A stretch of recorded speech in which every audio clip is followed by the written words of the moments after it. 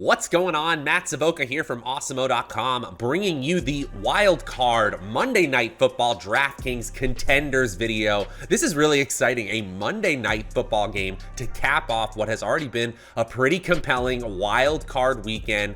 This is a divisional rivalry and a rubber match here. The Cardinals and the Rams should be an excellent game, 49.5 point total, and the Rams are favored by 4 points here. Before we get into this one, go ahead and like this video, subscribe to the channel so that you always know when we're going live. You guys know what to do. And if you could give me, Matt Savoca, a follow on Twitter at Draftaholic, that would be much appreciated as well.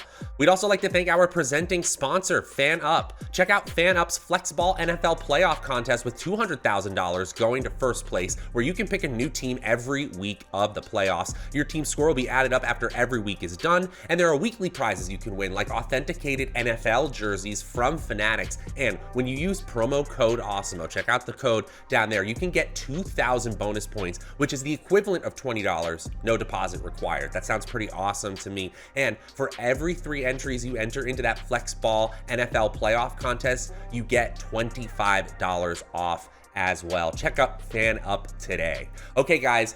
On the screen here, you see my 10 through 6 of my top plays for this Arizona-Los Angeles game. Number 10 with a 26% chance of being in the optimal lineup, it's Van Jefferson. Definitely the 3rd option, maybe even the 4th option on this Los Angeles receiving core here. But Van Jefferson, a big play receiver who could absolutely get there in a 1-game slate. I personally prefer Odell Beckham, who's essentially been a top 12 overall fantasy receiver since going over to the Rams. Now, it's been touchdown dependent, but this team scores a lot of touchdowns. Then it's Tyler Higbee, all these receiving options except for the big one right in a row here at the bottom with a 36% chance of being in the optimal lineup. You need Higbee to get in the end zone, but he does have an outside chance of 7, maybe 8 targets here.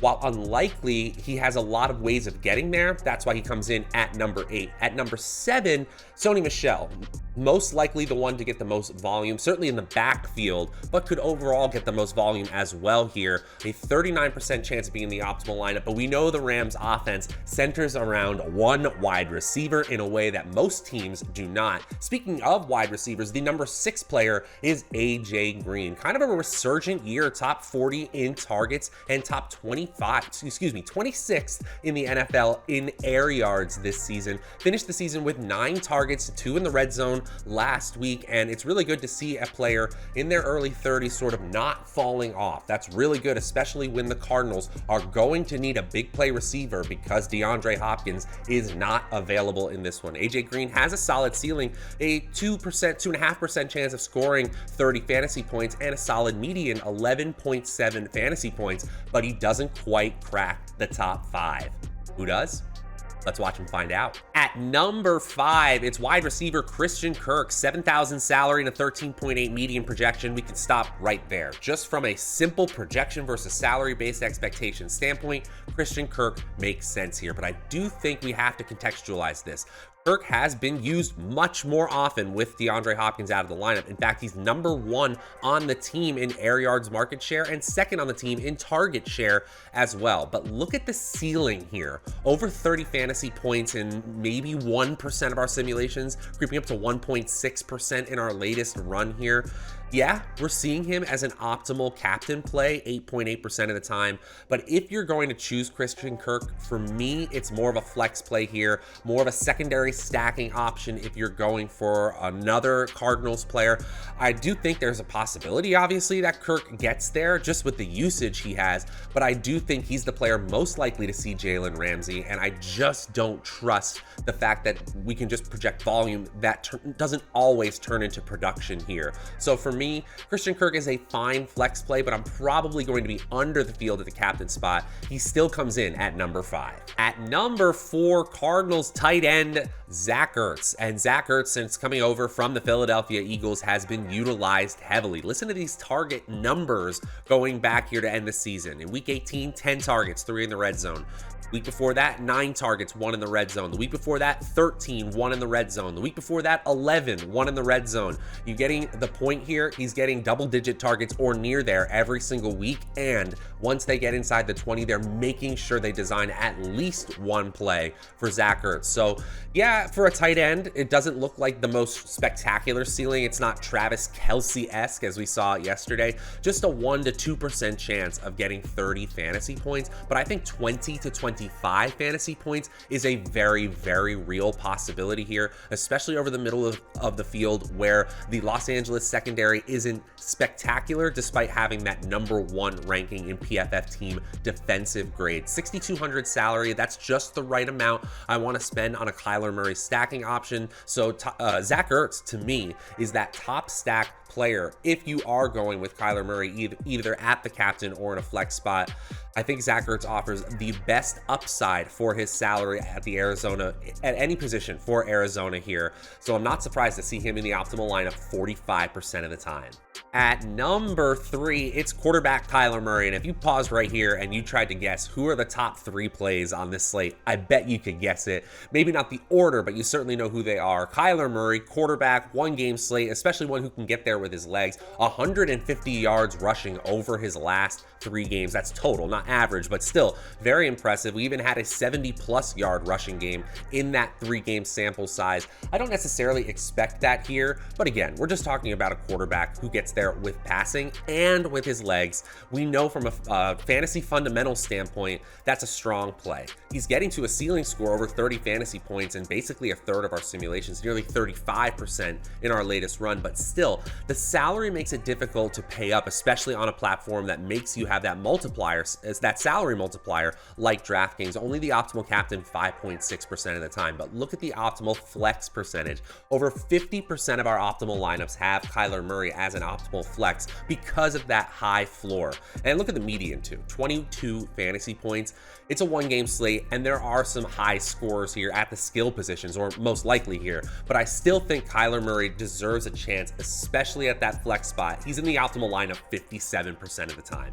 At number 2, it's quarterback Matthew Stafford, and this one's pretty simple, right? Stafford doesn't quite have the ceiling that Kyler Murray does, but he also doesn't have the salary. $10,800 is less than $11,200, which is what Kyler Murray's salary is. So if you're thinking about putting a quarterback at captain, Stafford, who has a similar median projection, gives you pretty solid upside. I think I would save using Stafford as a captain play for a small field or a cash game lineup if you're playing that, not necessarily a large field. Similar to Murray, you're seeing him as an optimal flex play 51% of the time in our simulations. And it really comes down to, if you have a salary discount and a similar median and ceiling, we're going to take the quarterback on a team that's actually favored at home. So no one's debating here. Kyler Murray straight up is probably the better play. But when we're considering salary, considering ownership, and then looking at the median and ceiling projections, seeing that they're similar enough, I see why Stafford's coming in at 60% an optimal lineup percentage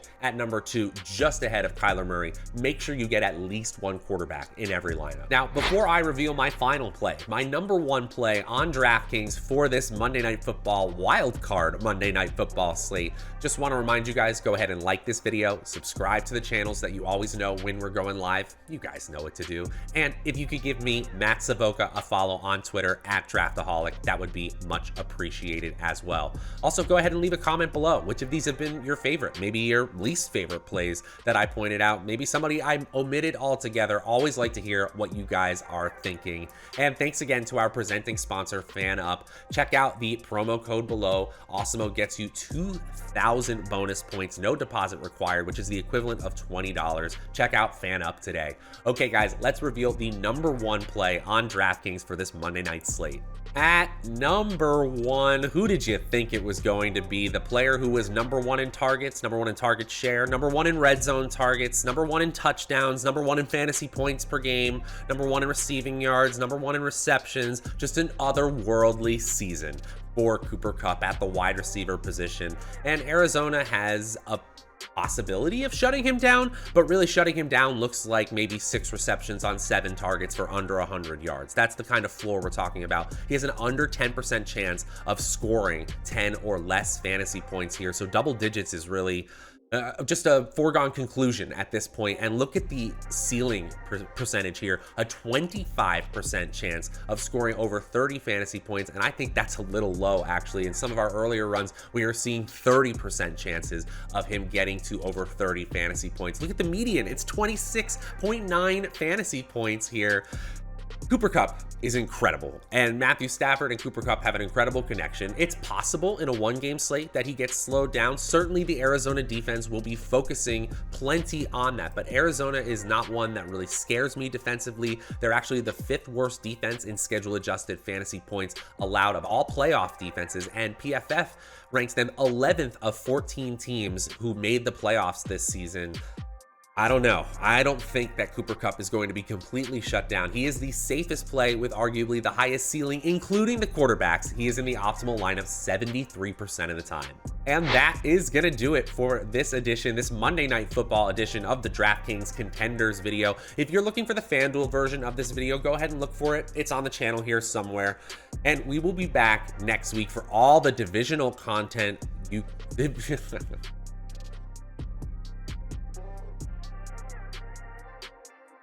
And that is going to do it for this Monday Night Football Wildcard DraftKings edition of the Contenders video. If you're looking for the FanDuel version of this video, it's around here somewhere on the channel. Go ahead and look for it.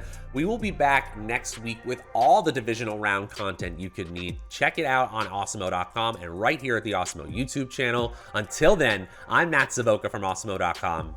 We'll see you guys next time.